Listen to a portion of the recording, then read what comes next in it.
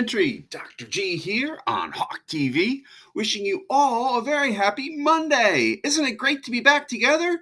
At this time, please stand for the pledge. I pledge allegiance to the flag of the United States of America and to the republic for which it stands, one nation, under God, indivisible, with liberty and justice for all. At this time, please remain standing for a brief moment of silence. Thank you. You may be seated. Dun, dun, dun. I missed you guys. I am so excited to see you. Today is Monday. It's April 18th. It's day 1. I hope everybody, teachers, parents, kids, had a wonderful, relaxing spring break. Hope you had a chance to celebrate with maybe friends and family. Hope you had a chance to read a lot of good books. Hope you had a chance to get out and exercise a little bit. And now I know sometimes it might be hard to switch back, to a school schedule, going to bed early, getting up early. But we really do have a lot of fun at Hoover Elementary. There are so many things going on here every day, but especially this week. I mean, we've got an orchestra rehearsal tomorrow. We've got a band rehearsal. We've got the Run Club on Friday, which was a huge hit just before the break. And, some of you are saying, Dr. G, this is all great, but wouldn't it be awesome if we could do the PSSAs as well? Well, guess what? Next week, 3rd and 4th grade, yes, you can do the PSSAs. We'll make sure that you can do that too. So everybody should be doing this all the time, but especially our 3rd and 4th graders really need to make sure that every single night they're charging their Chromebooks. Not even like a quarter of the way or 3/4 of the way, but full power. You need full power in your Chromebook so that you can do a lot of learning the next day. But especially if you're doing the PSSAs, all the tests are online. So you need your Chromebook fully charged and ready to go. Can you remember to do that? If you've got a buddy who sometimes forgets, can you maybe tell him on the bus, hey, Joe, don't forget tonight, plug in the Chromebook. Let's make sure it's ready to go for tomorrow. And some of you have been writing in saying, hey, Dr. G, we're really excited about the PSSAs. Is there any way you could review for us the code of conduct for test takers? Well, guess what? Dun, dun, dun, direct from the Pennsylvania Department of Education for you.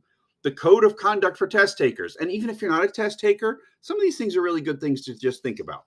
So do listen to, read, and follow all directions given. That's just good advice for anybody. Do ask questions if you do not understand the directions. Do read each question carefully, especially the multiple choice items that ask for the best answer. Also, be sure to read any open-ended items carefully before responding. Be careful when marking your answers so you do not skip spaces or fill in the wrong sections.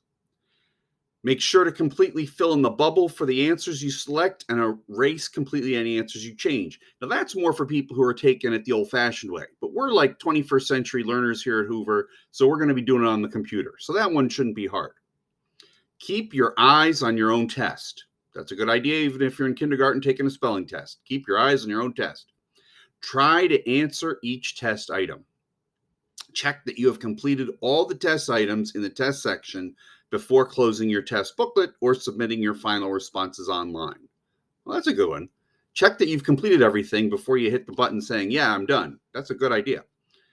Report any suspected cheating to your teacher or principal, but that's not going to happen here at Hoover. Here are some things you should not do. Do not have any notes in your possession during the test. Do not have any unapproved electronic devices, cell phones, smartphones, smartwatches, etc. in your possession during the test. Note, you may have approved calculators, if applicable, during certain portions of the test. Do not share a calculator with others. We often like to share, but not during PSSA. Do not use the bubbles in the answer booklet to either eliminate possible incorrect choices or possible correct answers by making marks in multiple bubbles and erasing. Mark only the bubble for the correct answers you have chosen. Again, that's more for the folks who do it the old-fashioned way. We're 21st century people doing it on the computer, so we're not going to be marking bubbles. Do not talk with others about questions on the test during or after the test. Students should be assured that they may discuss the testing process or issues or concerns with their parents or guardians. So you can talk about, wow, that was fun, or boy, that was a little challenging, but you really shouldn't talk about specific things that were on the test, okay? Do not take notes about the test to share with others.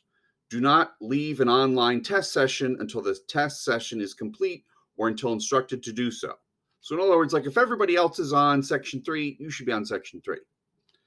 Do not use social media to post information about the test or test items. All right. I know we all love YouTube, and we all love Twitter and Facebook and the internets, but we're not supposed to be sharing information about the test on social media. Okay.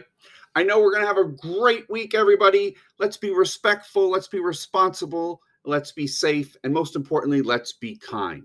Have a great week, everybody.